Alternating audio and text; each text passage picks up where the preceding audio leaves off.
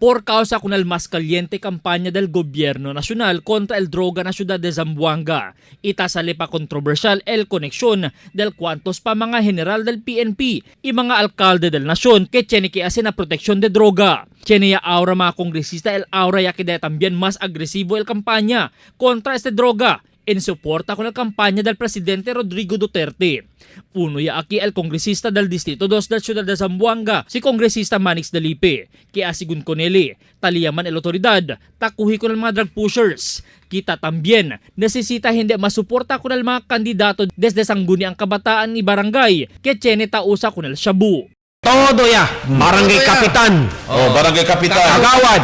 Si el barangay kapitan o kagawad, hindi ba si voluntary drug test de la cuerpo, numabota. Correct. Baka adik kayo, yung mismo tablara. Porque man sila esconde? Siyo, Ron, siyo hindi adik. Porque yung kaya man drug test, o kawar, makin 20 beses pa yung miyali. Asigun pa kuneli, debe antes de somete el kandidato, kunal di ila kada igualan certificate of candidacy na COMELEC. Debe anay publika sila el di la resulta del drug test para mismo mga konstituentes. Tiene el basehan na eskuhida del ila kandidato na Venedero barangay election.